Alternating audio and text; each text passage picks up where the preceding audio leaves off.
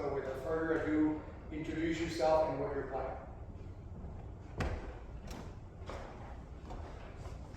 My name is Adan, and I will be playing the Almond Courant and Sargon from the fourth suite.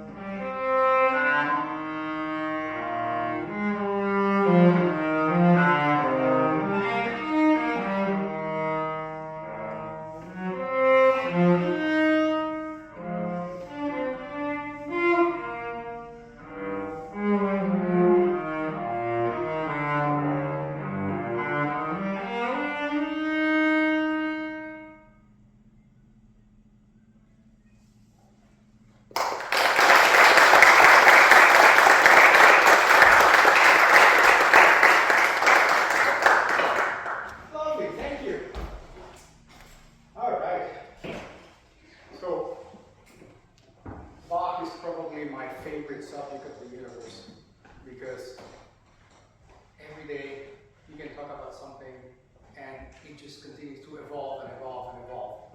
But here's the thing. There has been a misconception throughout the 20th century, shall we say. I know, we're in the 21st, but about what Bach should be like. People turned it into romantic music. Some people even said, oh, Bach was a romantic. Could be. I mean, the personality, we don't know, we weren't there. But the thing is, there's so much information about what he liked, what he didn't like. There's even a biography of his, which was written in discussion with his sons by a gentleman by the name of Forkel. And it's just lots of things that contradict what we thought we knew about how to play Baroque music. Now, you play very nicely. But what did you play?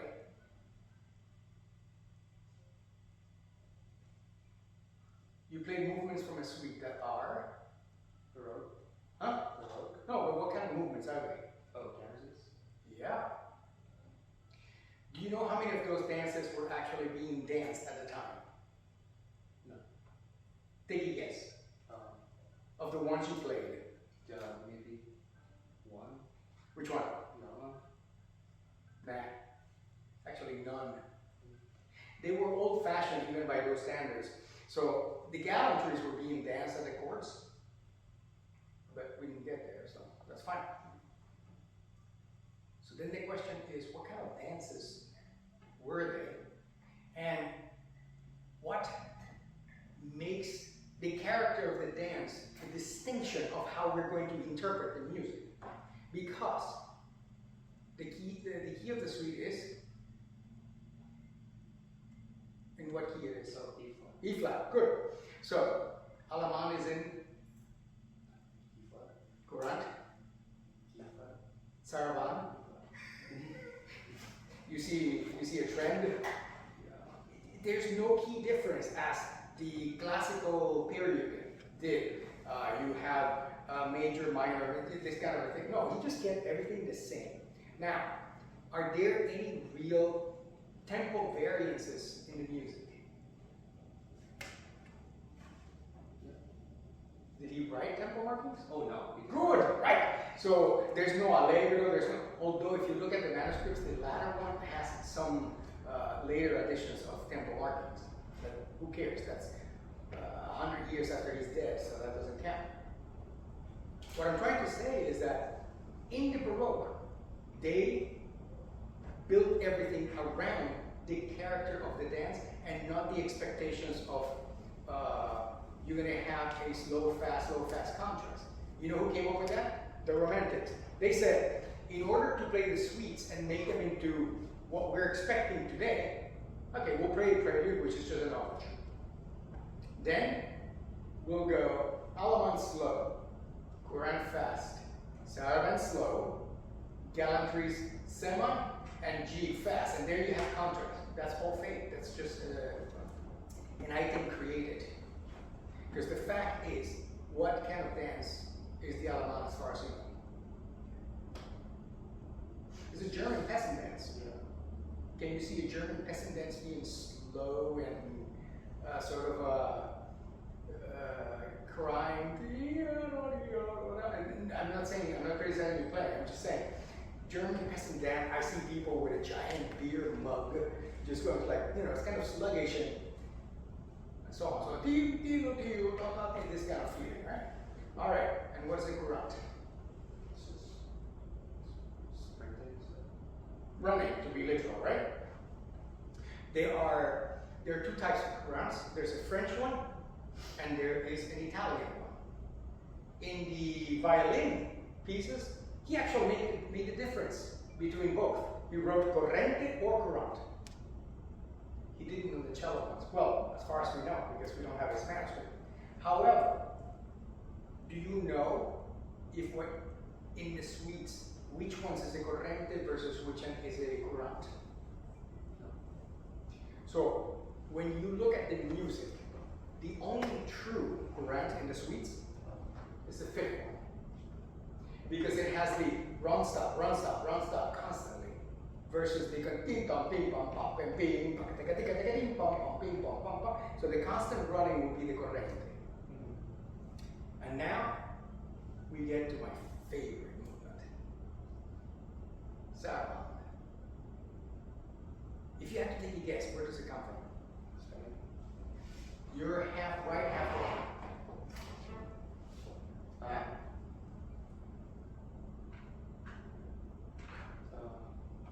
It came to Spain, that's right. Yeah, I just don't know where. That's fine, that's fine. That's already good. Here's the story, and this is something to gather information as to how to think about interpreting the music. So, the conquistadors come to the New World, and they show up to the area of Central America, the Yucatan Peninsula, and all that. And they see the locals dancing something called the zarabanda with a Z. They fell in love with it. Of course, they take the dance back with them to Spain, and the dance starts spreading around the people. Problem: the queen gets mad. No, I don't like this. Why would you say she doesn't like it? Because the content of the dance was the equivalent of, maybe 2 decades ago there was a song called the lambada, the forbidden dance. So it was a very sensual piece of music that, that time period was like, no. So, the music was forbidden, but so what? It just, once it's on the streets, it's on the streets. Of course, by the time it gets to Bach, it's way later. So the music is no longer being used as street music, but the essence of it, it's there. Hence, everybody talks about which beat in this art. Right? It's the lunging your body towards something, this kind of a thing. So the concept of playing this saraband as a sort of mourning someone's death, it's not right the approach. If we start looking into the construction of the piece, which we could spend a considerable amount of time looking into what notes are supposed to be played versus which notes are implied. Nowadays, everybody just plays every note instead of doing the ties and this kind of a thing, which actually give a very different character to the work. But anyway, with all of this information in mind, now let's start from the outline and imagine now that you went out, had a giant beer shot in your hand, a bucket of beer, and you're kind of happy after drinking a little bit of it. How would just the pickup sound from note 1 to down? A little bit more space. Try it.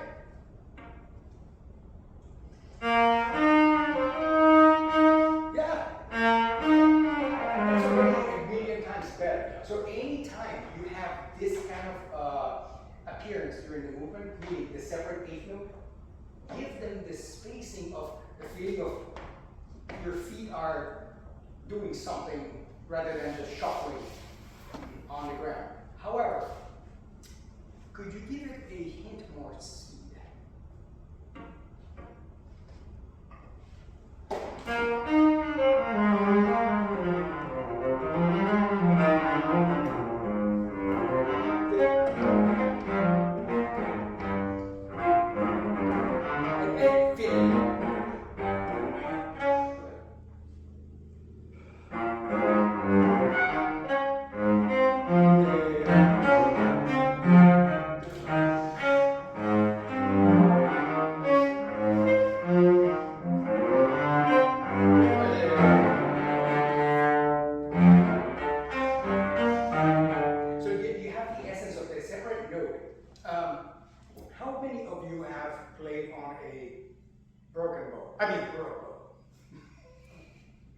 So what's the feeling of playing a Baroque bow?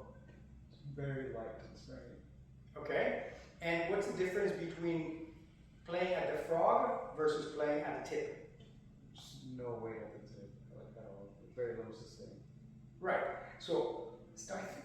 I want to make a statement to clarify everything. My goal is to understand how things work, so that we can decipher the past to showcase where we are today and figure out what our future is.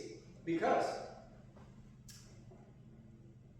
you are in the 21st century and you should see everything through those eyes of yours. Especially since, what kind of strings are you playing? Steel strings. What kind of bridge are you using? French bridge. And the cello is Not very well. modern, right? So everything is modern, and I have a preference of trying to understand how it would work so that we give it a sensation as opposed to you're trying to play Baroque style. If you want to do that, get yourself a Baroque cello with unwound gut strings, and it's a different story. So I'm not going to get you there. But it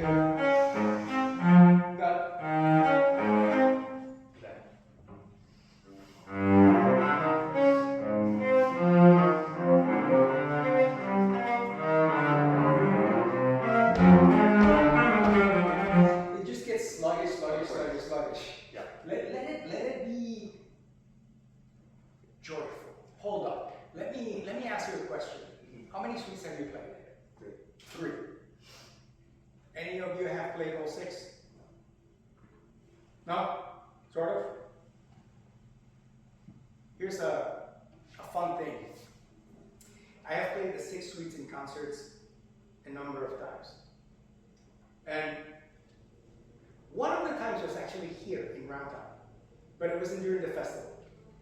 And I came in, and I kid you not, the audience were all wearing basically cowboy hats. I was impressed, and I usually talk in between pieces to tell a story of what I want people to feel from the music.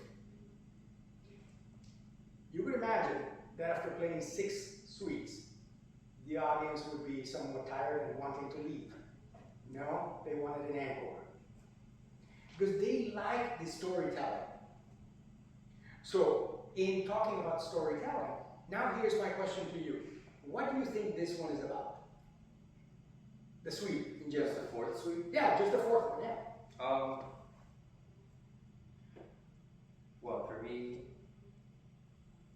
I was raised Catholic, so I really look at the suites from a religious standpoint instead of not like I don't have arguments or anything. It's just there's this notion that each suite narrates a different story from the Bible. So for me, the suite's like representing the office of Jesus. So for me, that means just like the kind of struggle that like a 20-year-old would be in. It's like life is, some of it is not new, but some of it is still like happening. So it's just kind of like a constant struggle because of, I don't know, the key, how there is playing the instrument, but also all sorts of like gracefulness and just like love. I think that's beautiful. Yeah. Thank you. Did you know what E flat is used in general at that time by composers for what? Generally speaking, to represent glory. So the only difference I see is that instead of the struggle, I see the magnificence of the creation. And you know, I know that in cello, E flat is a royal pain. But the moment that you get out of the cello, the suite no longer is a pain, because it actually becomes like the first prelude from the World Kircher clavier.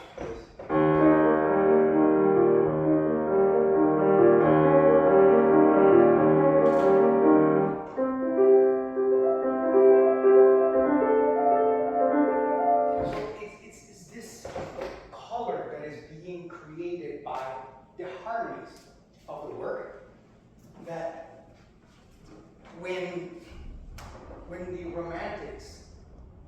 came up with the idea of how to interpret Bach. If you think about the great cellist, Rostropovich, he played. It's like, I'm going to get every ounce of sound out of it. But that's got nothing to do with it. That was just cello playing. I'm not about to criticize him. He was a great cellist. But if you talk about music, this is that stroke, lightness, and creating how everything is going to mix together. That's what we're going to get us into. So, all right, so we're discussing that we need to make this one a little sprightly. Yeah. However, how we're going to then go into the running. I don't think they should. They're not like super different from each other. So I Great answer. I feel like if you play them right after that, then you take a little bit of time before they start on. Yeah, gets the message across. I love your answer. Now, the difference I see between the two is that there's an actual line, this feeling, right? Where this is more of a bouncy situation, so that the speed is not going to be that different, but the character will be totally different. Let's try it.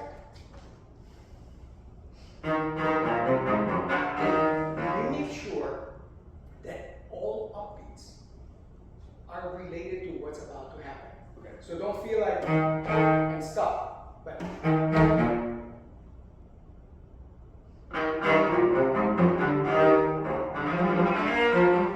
fake it. Use the bow so it doesn't sound like fake.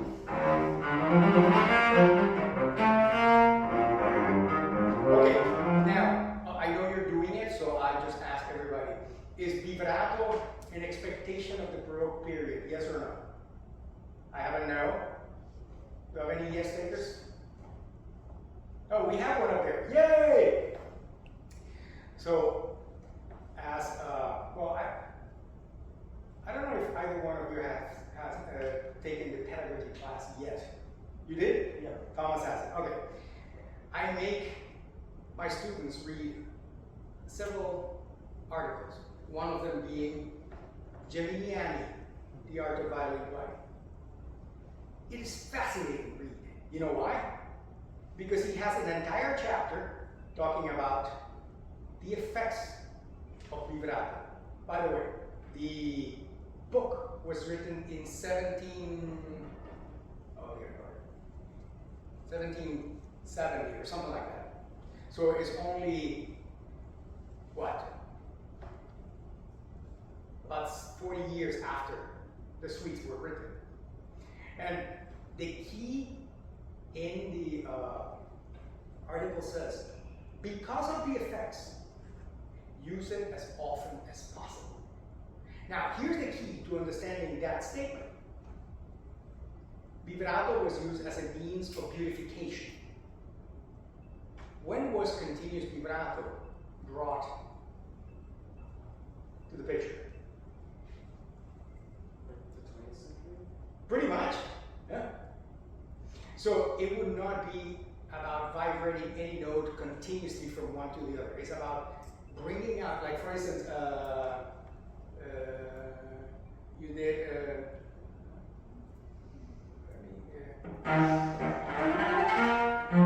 any stop note like that, they need a little hint of something so that they don't sound dead. Furthermore, whenever you play the half step on first position, they need help.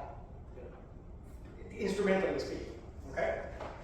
So, do use vibrato, however, use it judiciously so that it's not a constant sound. Like for instance, if you start playing the, I mean, that's a strong period. Try it. I don't have a feeling that your pickup tells me what the tempo is. Okay.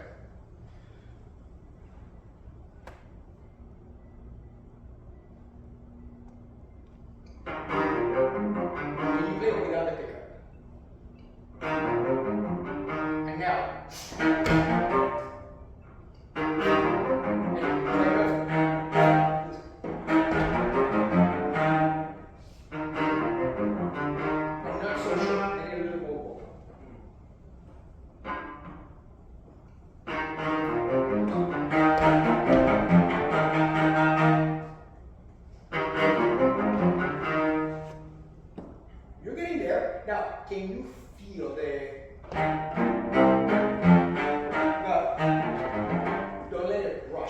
feel the inner core of the beat. Okay.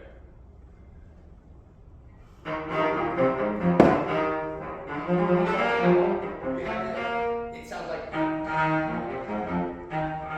that note becomes really sluggish. Feel like it's ta ta ta ti ta ta ta ta ta ta ti ta ta ta. I don't know how to do that, sorry. Just try it. So that there's the actual progression to it.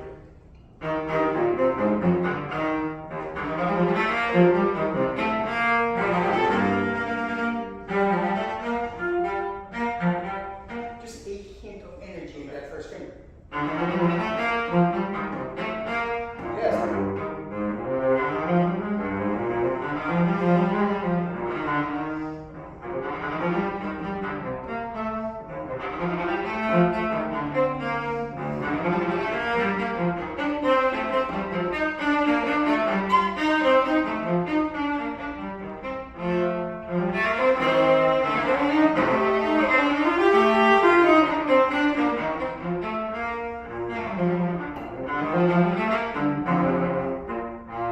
Thank you. Let's discuss chords.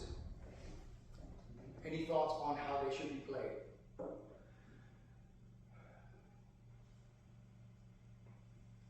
What are your thoughts? Mine? Yeah. Mine are not relevant. Okay. I'd like to put more weight on the bottom notes, and then Okay. sort of try and release for the upper, although I'm not always successful. When I say mine are not relevant, it's because it's not my thoughts. Yeah. It's actually the thoughts of the time period. And interestingly enough, this is a highly confusing subject because you will see, I'm preempting myself. Aren't you playing D minor? Yeah. Do you go down to the C sharp? Good man. We talked about it, and no, I'm not doing it. Good man. Okay, so there is a trend, again, it's a romantic trend of playing chords like this. No such thing. All chords start on the foundation of it. So,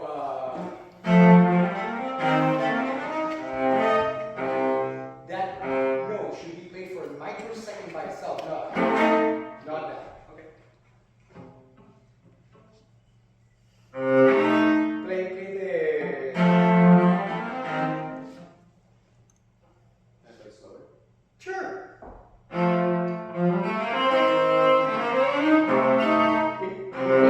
Yes, that's it, just a C by itself.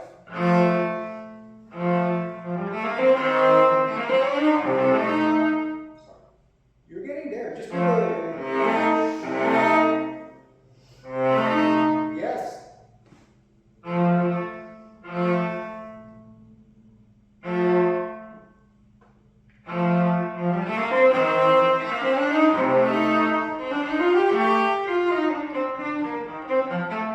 That's great. Now, the importance of discussing chord usage is, how many of you play Elgar concerto? Everybody, right? So, let's assume that a Baroque player came back to life, right? And they're learning Elgar concerto, and they're going to take it as they knew how to break chords. So it will sound like this. That sounds really weird, doesn't it? So, but here's the beauty of this. If you go to a recital, and the recital is played from Bach to Brahms to, I don't know, Prokofiev, whatever it would be, right?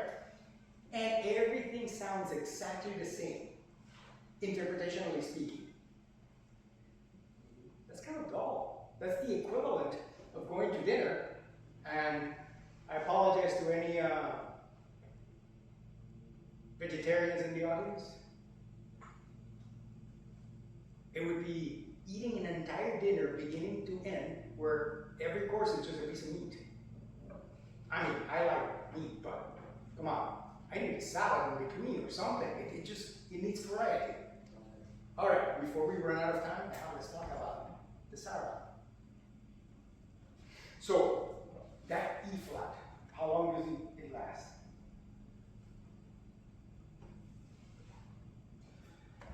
Just enough that you can do the seventh, but then I agree. What if the E flat was an implied note past the first one? You can do that. Is there a slur originally? Yeah. Originally? I don't know. No. Yeah. So basically, this would have been placed so that the. I mean, you can go look up Baroque recordings. I mean, Billsma in particular is sensational, where they're doing these things because there's no slur. So this feeling of is just again a romantic idea. Try it once, just for. By the way, I haven't changed any of your bowings. I haven't changed any of your fingerings. Because you gotta do what your teacher says, okay? But this is a discussion about opening ideas. So just try playing this even.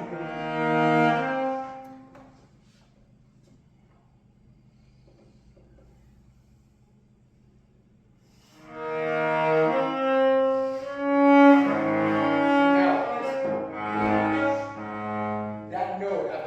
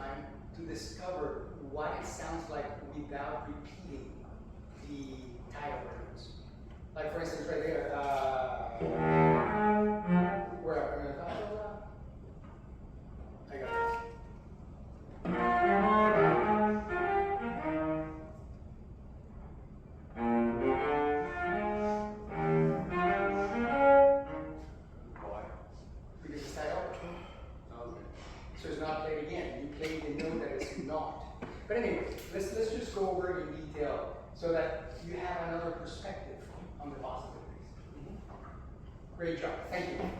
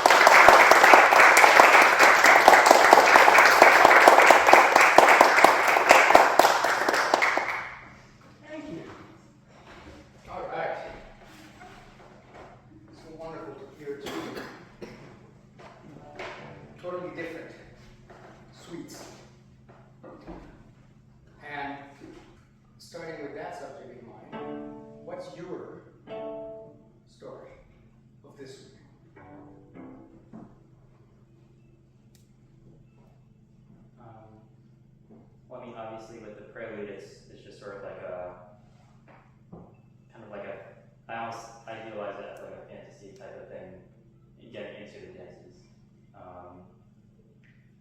I'm not sure if I have an exact story, like a picture in mind, but Or feelings. yeah, there's always some type of it's like something looming in the background, but you know, the main character is still trying to continue as if nothing is going on. It always sort of ends a little sadly each movement. All right. So there is the possibility of a story behind this one. And by a possibility, I mean we are in a time period where something happens in his life. His first wife dies. And we know factually that he writes the chaconne because of that. If you compare the materials, there's a lot of similarities here.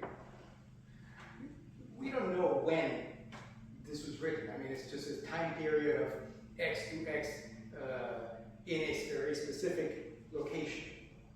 Right? He's at the curtain, and he, for the only time of his life, is only writing non-church music. All right. So knowing that there's a possibility that there are relationships between this and the D minor violin, then you said they end sadly. There is a sadness to this one. But then the question is, did he use the music specifically to cry about it or to celebrate her? This is a rhetorical question. It's not, you know, it's up for you to decide which way you want to approach it. What I felt was that at times you were kind of mad, or at least it sounded like you're. And I wonder if that sensation could be more passion rather than I'm getting into it, this kind of feeling. I think we should go from the beginning and discover some ideas. The first question I have for you, again, without changing any fingerings, what are you playing in this entire introduction?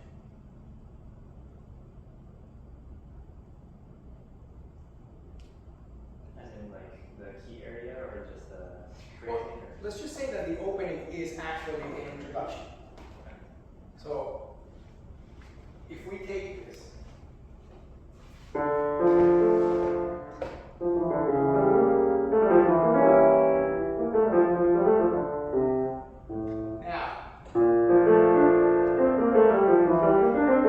from there on, the thing starts to really develop.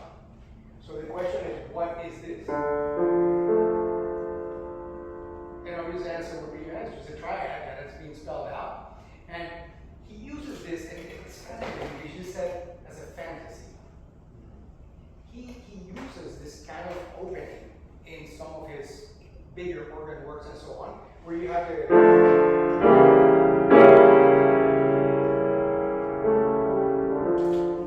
it's just building a choral structure that is building sound.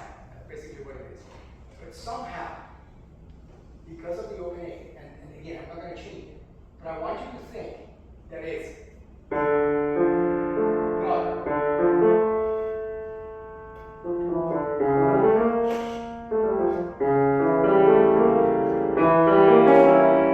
based on the fact that it should start in the foundation of that chord structure.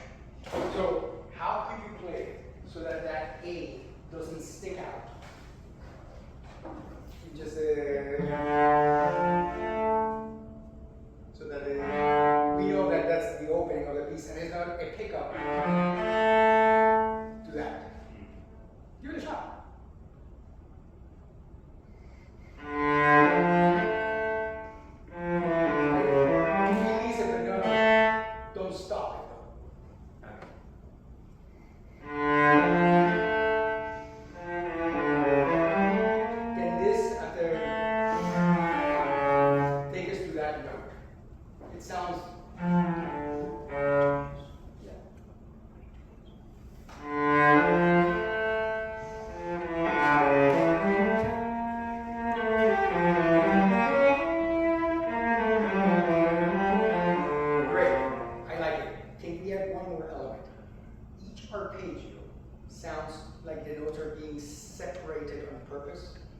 can you imagine that you're playing them on a keyboard and they are joining acoustically speaking, so it's not.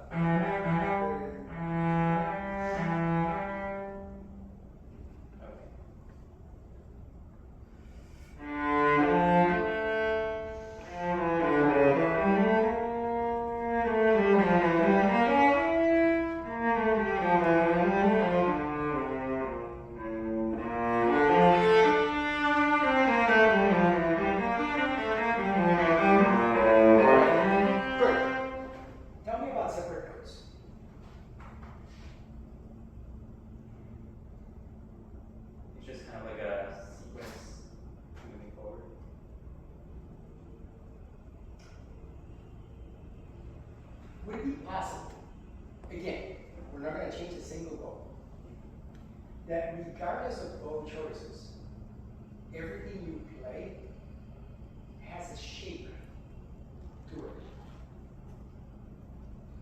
Play from the, you play, that's why I asked about separate notes. Okay. Yeah. From the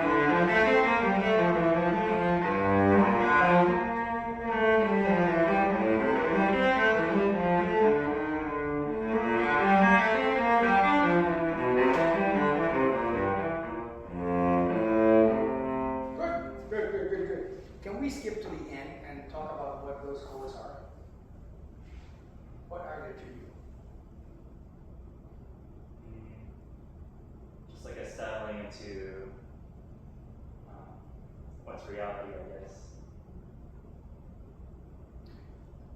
Of course, this is a source of argument for pretty much every cellist, or those who analyze the scores.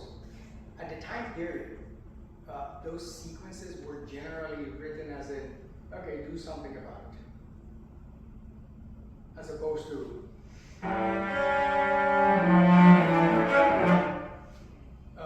you can see it in some of the writing of the Chaconne, where there are chords written and then it's implicit from what's coming before and so on. So there are people who say, no, he didn't write any notes, so they have to be played as whole chords.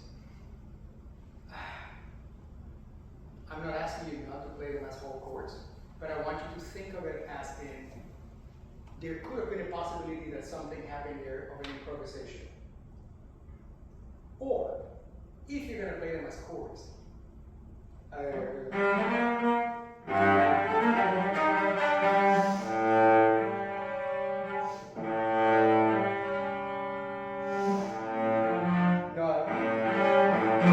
you're too broken. So you want me to? Okay, yeah. Okay.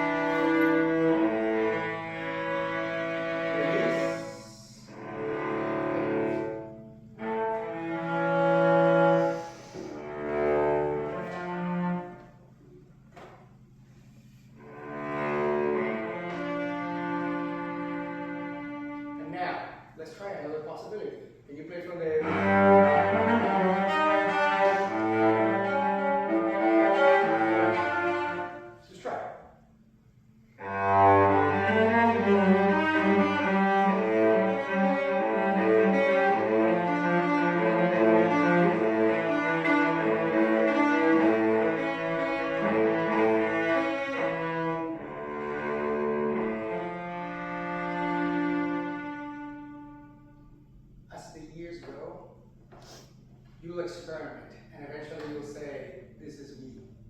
And whichever way it is, as long as you discover all the possibilities, that's how you got there. So, okay. Now, let's skip over to the Quran.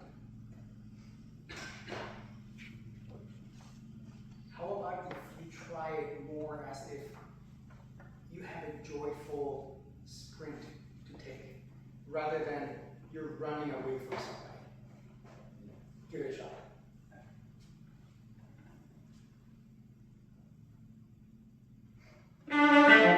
Sorry. Okay.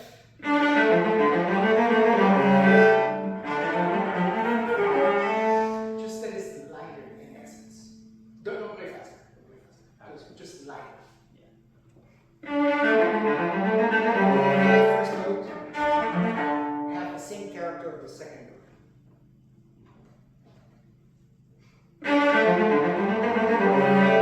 Don't be so angular with the attack.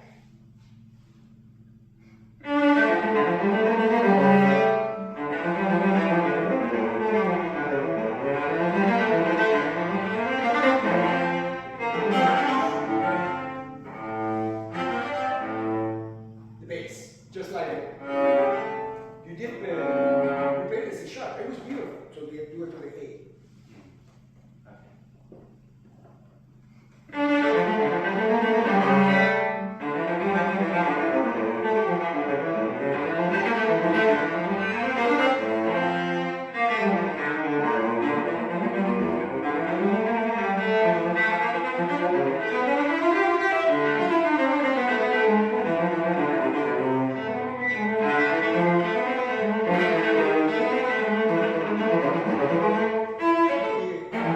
You're getting a little bit too crunchy. We get back to the angular feeling.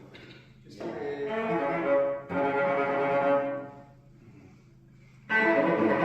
Yes, yes. Now, skip back to the album.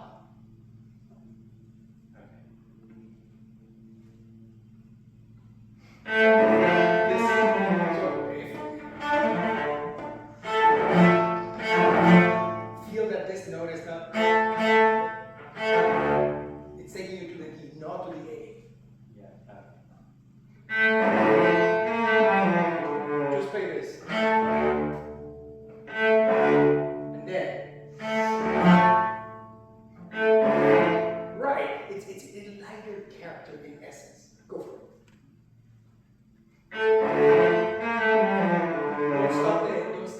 Don't stop the ring.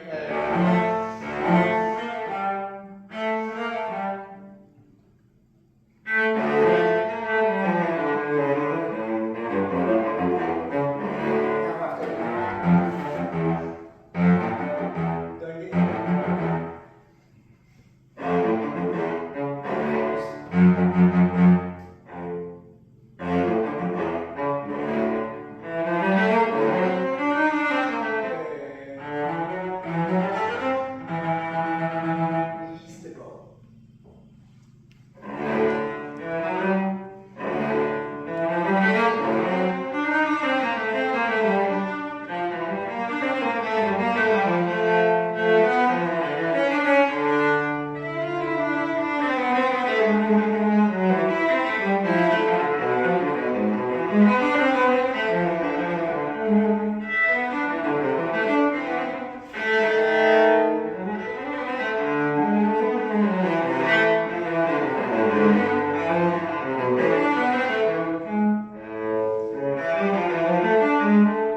So I have a question about this moment. Is the music there? Sorry, it's easier to go. Because now you've done it twice and I'm assuming it's on purpose.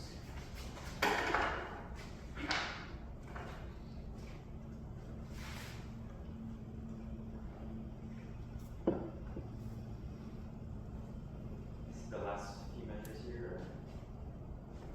It's right here. Yeah, it's kind of intentional, even though it almost, I feel like it could go either way. It could take a break or just continue on. It sounds like it's stopping. That's why I'm asking. Yeah, it doesn't have to be that long, but I'm just taking the time to do that. So the note in itself needs to go. That's what we should be stopping. So I think you're taking away from the cadence by stopping just short. Okay. Try it once. I'm not asking you to go forward, but just so that it really feels like you're landing on that. Try it. Okay. Release that needs to be released. Just not. Don't stop it. Okay.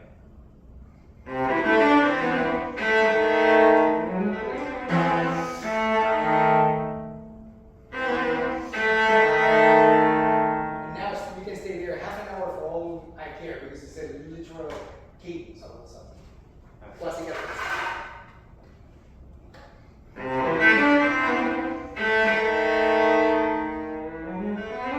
go crazy. Let it break.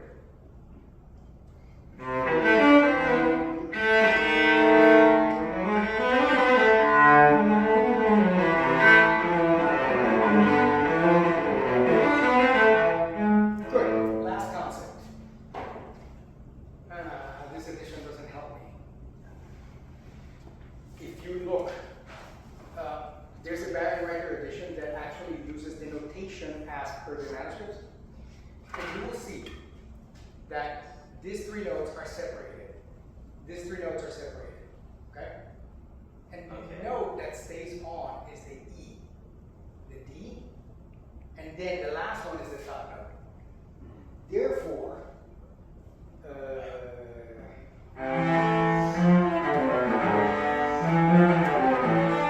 that's the one that goes to the top.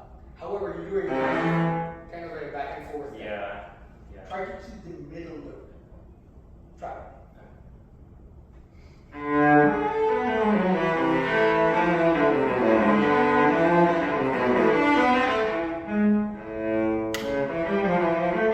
Good.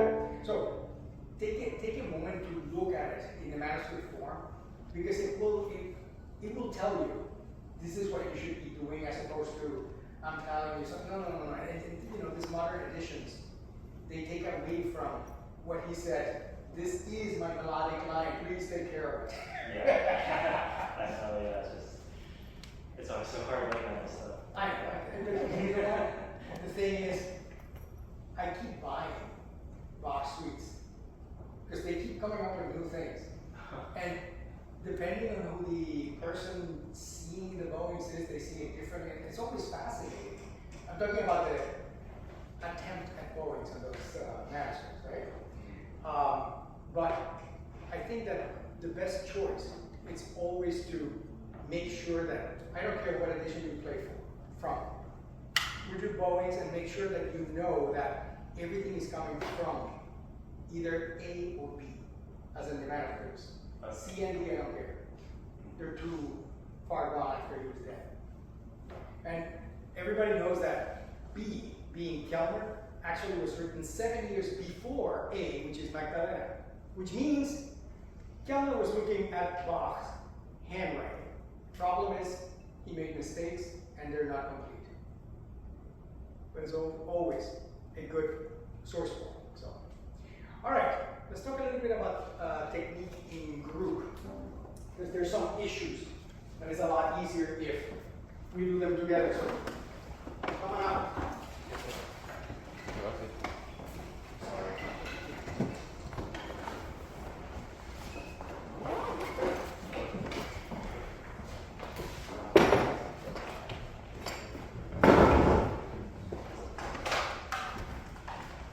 No.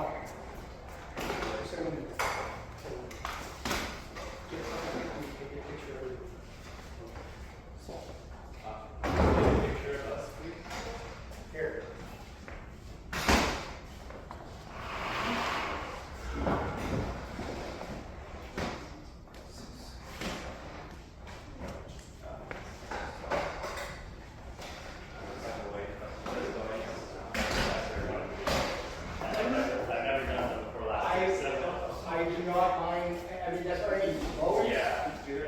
Alright, let's just stick there. We're gonna make sure. Huh? We don't have cells. Because they have to go to the set. So, let's get together. Too far apart.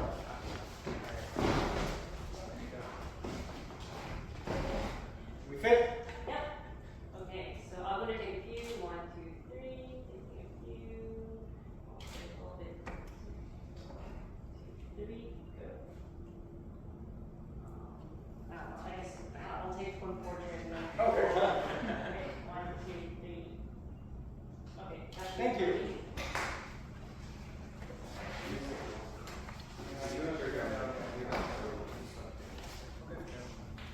Alright, so who has to eat? 1, 2, who was the third one? You. I have to turn this down, so I'm sorry. Oh, you have to say. Okay, okay. Thank you, thanks. You. Okay, so as I look at all of you in the section, everybody plays the cello different, and that's magical. I mean, if everybody was a copy of each other, that would be so astoundingly boring that it doesn't make any sense to me. However, there are a few items that relate to how the body works that we should all at least take a look into to make sure that whatever we do or whatever we're being told to do, we don't have a misunderstanding. I'll give you an example. I was gone for a few weeks this semester, and I brought in a person that I appreciate very much, a professor at the University of Maryland, and he was talking to something about the entire class, and believe it or not, everyone who told me about it understood it completely different in a way that at most points it was wrong. So, we always have to be clear as to how things are explained. By the way, I then went to see him about a month ago, and I told him about it, and we were laughing because suddenly what he expected people to understand that the bow was doing this, right? This kind of a feeling. And he was talking about drawing a happy face, was it? Yeah. That's right. Or something like that. Some people understood as in, oh well, the bow has to do this or that. I mean, it was just. Alright, so this is what I'm discussing in terms of what the body does, that there's really no discussion. I'm not talking about cello. When you walk, unless you're a robot and walk like this, your arm actually moves, right? And they move as a pendulum, okay? So the cello is being played with the right arm used as a pendulum. And that's what we're doing. Now, unless you happen to be a female way back when, before the invention of the end pin, which was not allowed to be used by a woman, right? Then the end pin is used and women start playing side style, and everything is right here. This pendulum then becomes this, okay? So this is what the arm is doing at all times when you're playing the cello. However, we have to then discuss that the arm starts doing this as well. So you actually start raising the arm, and it has to come down. Everything that goes up has to come down, and somehow we tend to forget that. So we start playing and we stay here the whole time, and then we wonder why this is getting tired? Because we didn't release it. So stand up, and now just move your arms, and then you just watch the piano, don't hit yourself. All right? Good. Now, as an exercise, bring the arm diagonally to your left ear. Yeah, there you go. Okay?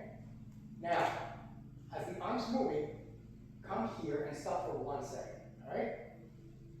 We're right here. That is the discussion of when you use a pendulum. You have zero velocity, maximum velocity, and zero velocity yet again. So when we're drawing the bow and it comes here, it has to stop. There's no choice to a pendulum. That's just physics.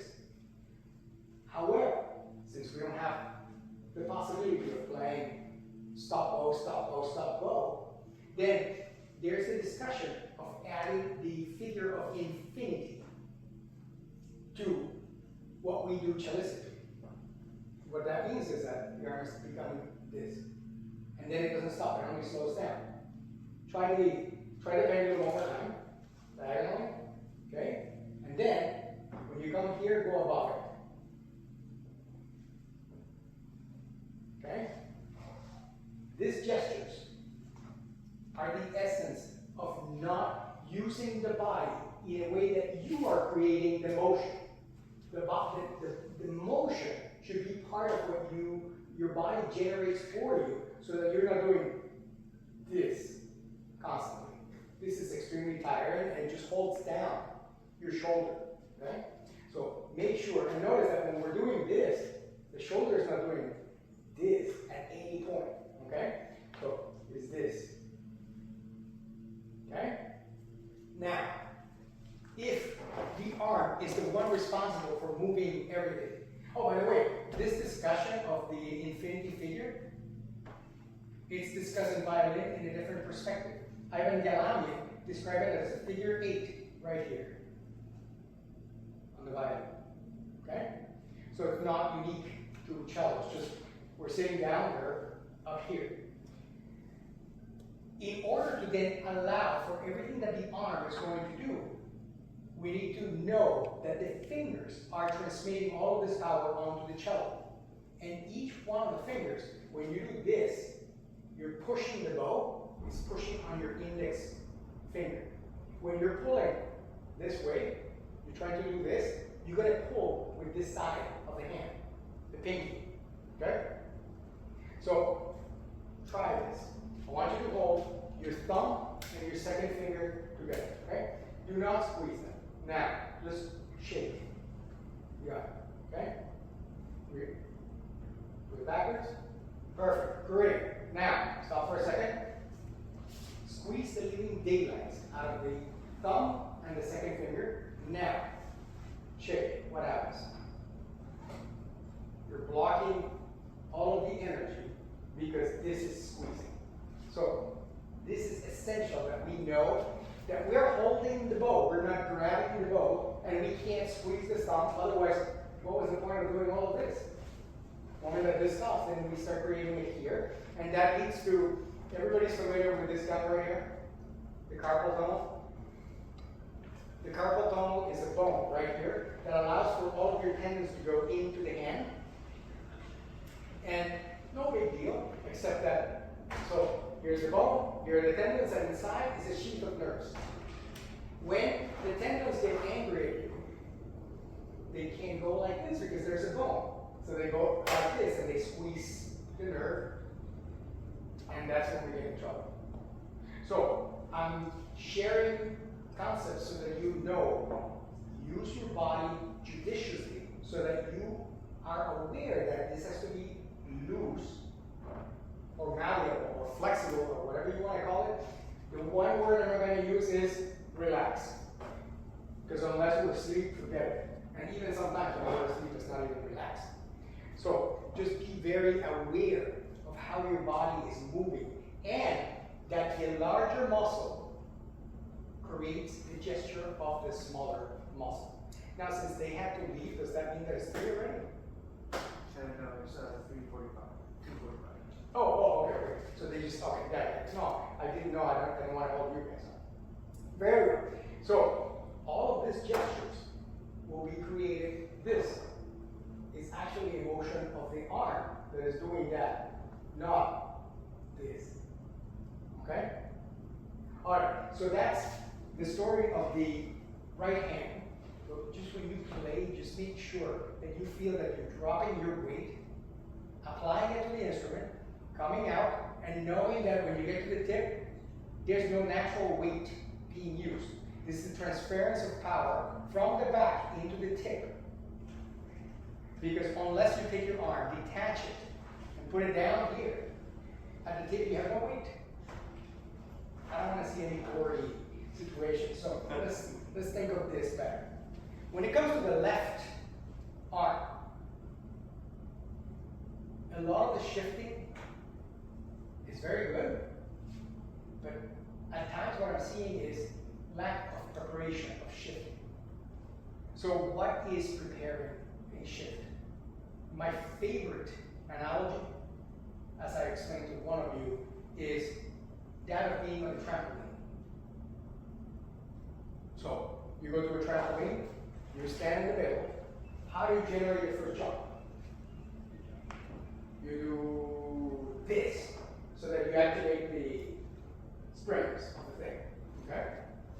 What's on a trampoline around this mat that we're jumping around? What holds it to the metal ring? Springs. Right. Or something that acts like it's a spring, right? So you do this, and then, start jumping. All right. Let's say that I want to get to where he is, but I'm over here. I'm not walking, I'm jumping. What do I have to do with my body to get to that point? Weight-wise. You have to release it, like drop down and then push up. So if the weight is centered, which way am I jumping? To the left. Straight up. If your weight is completely centered, all you're doing is this. Therefore, how do I get to that point? What do I have to do with my weight? Shift it. There you go. That's it. So you shift and the jump takes you over there. Great. So in shifting, think about how the note of the shift itself, this is an exaggeration.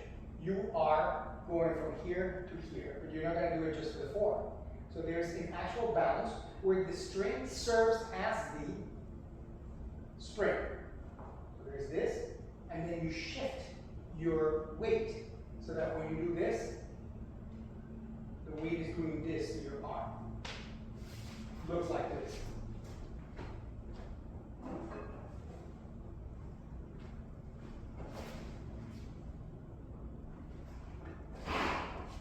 So if I do straight up and down weight, I'm doing this. I'm not going anywhere.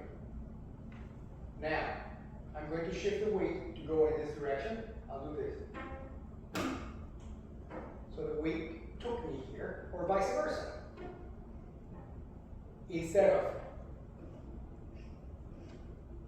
that's just me shifting the arm on its own and not utilizing the power of your larger muscles to get you there. When playing rapid passages, as we're doing today, beware of two things. The positioning of your first finger as the guide to where we are on the cello, if we're not using the thumb. 2, finger used, finger released. So do not play with it.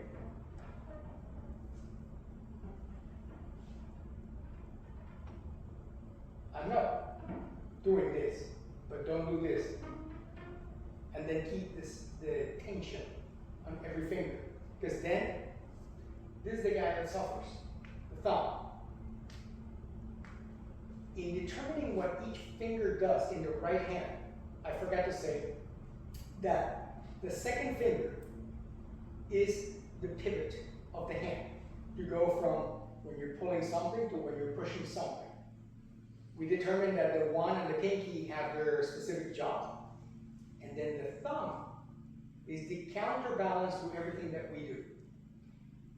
For it to serve as a counterbalance, it means that you cannot have more pressure in the thumb than the weight being created by the other side of the hand.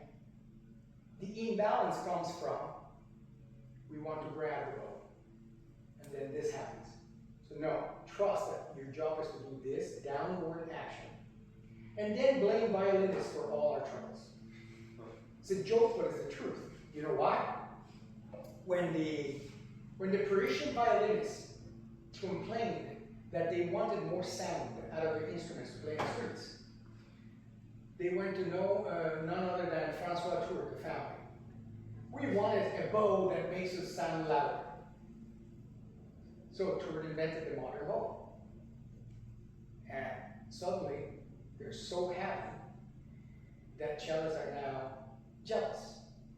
Hey, we need a modern bow too that makes it sound louder too. So what does Kurt do? He doesn't redesign the bow.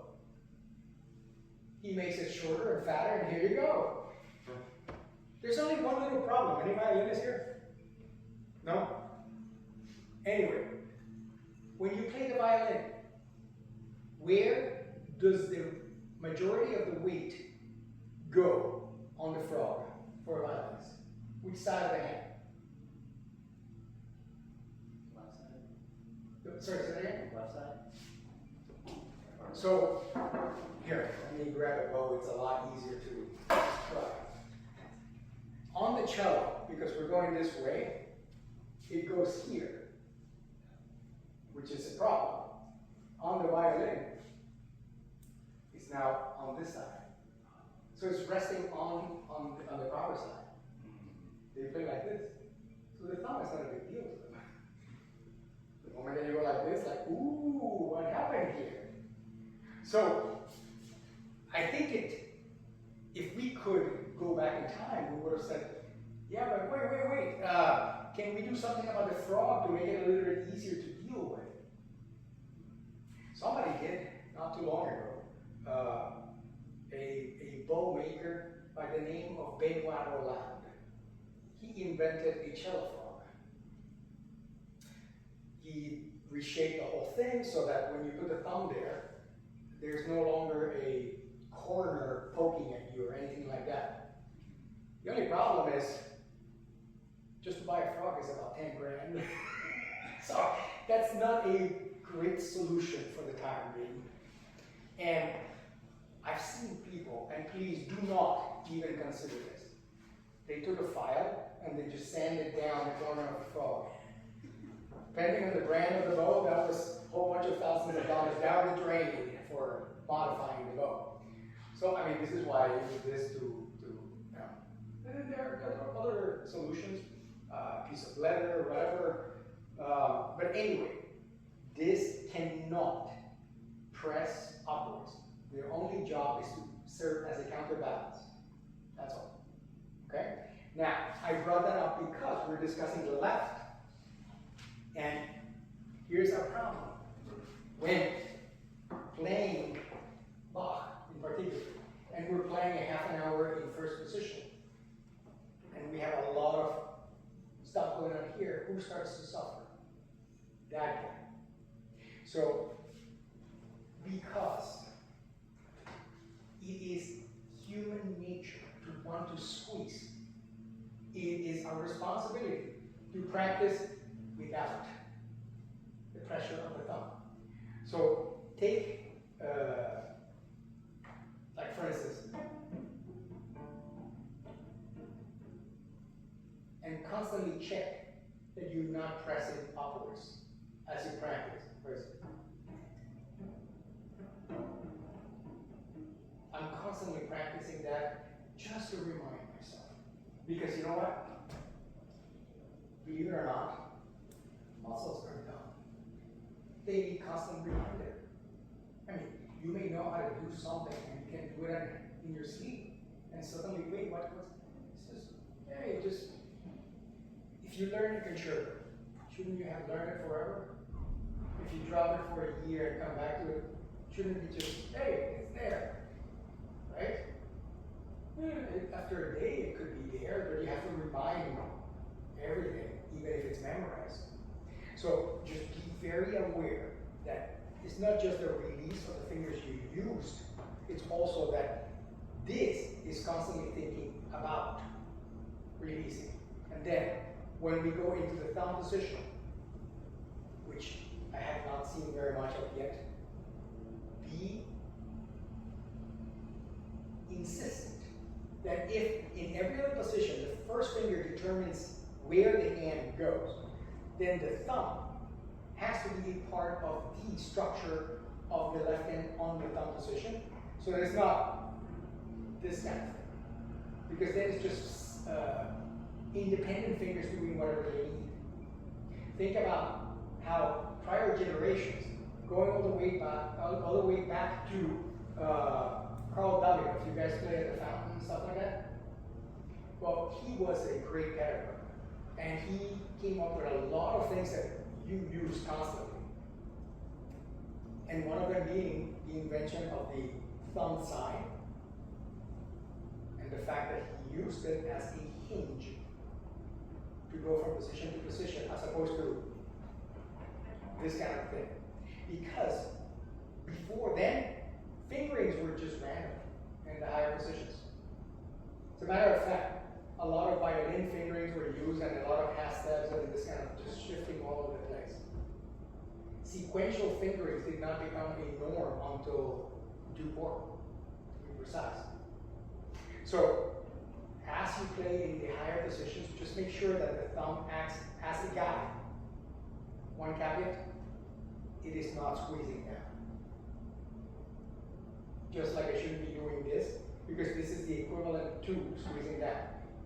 Can you play with it at times to have a free vibrato here? Sure, as long as it's not creating tension on its own by being lifted. Anyway, I will keep looking as you keep playing, and then I will address individually if I see the issues of the arm either doing this or staying here, especially as you go to the tip, and then seeing too much squeezing of the first finger into the thumb, because then that has the possibility of injury, which is my number one priority, to make sure that none of you, with the amount of work you're going to be doing over 6 weeks, overuse any part so you can have the greatest time. All right, any questions? No? Thank you. Have a lovely afternoon.